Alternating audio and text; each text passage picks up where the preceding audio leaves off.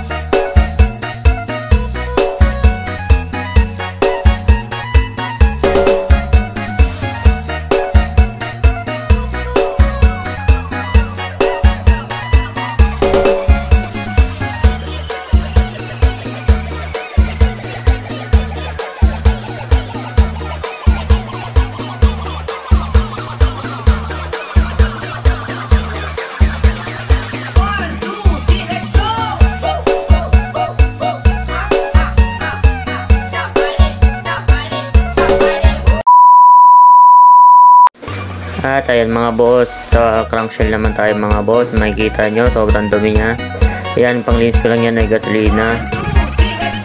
Ayan mga boss, makikita nyo, sobrang linis nyan. Pag unang pakit pa lang, malinis na agad. Pagka tapos nyan linisan yan mga boss, ay banlawan nyo na ng tubig na may sabon. Ayan ang boss, fast forward muna natin.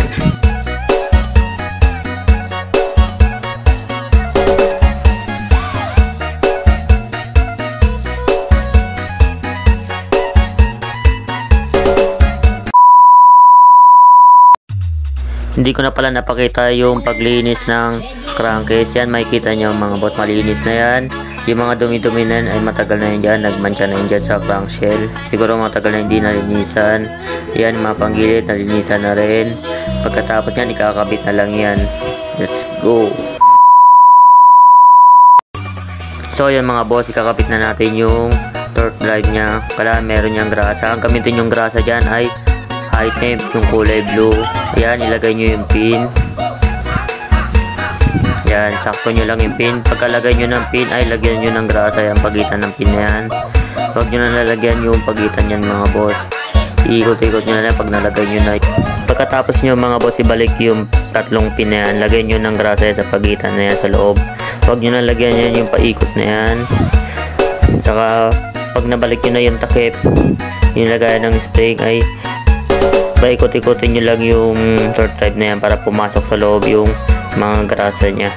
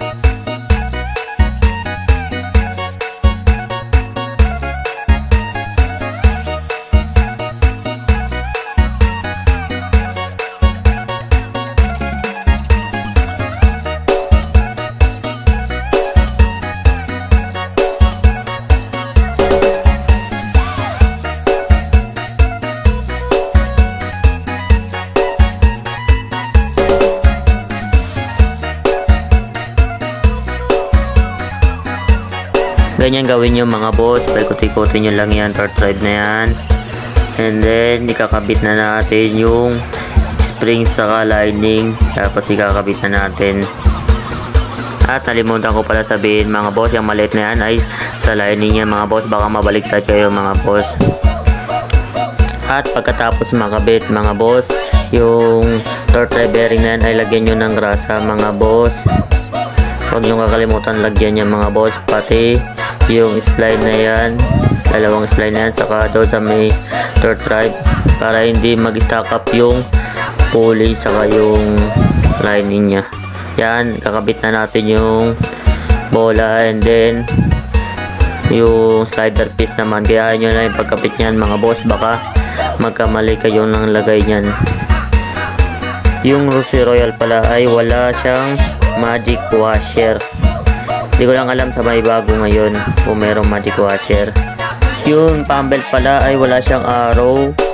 Gayaan nyo na lang yung pagkabit ko dyan mga boss.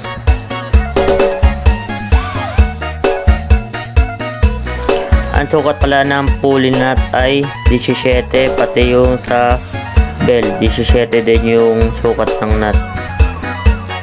At bago nyo impakin yung mga nut na yan ay ikutin nyo muna ng kamay hanggang sa sumikip ng kote, tapos impact, kasi baka madali yung thread nya, baka ma-lost thread. At ayan, ikakapit na natin yung cover nya. Pagkatapos nyan ay papaanda rin na natin.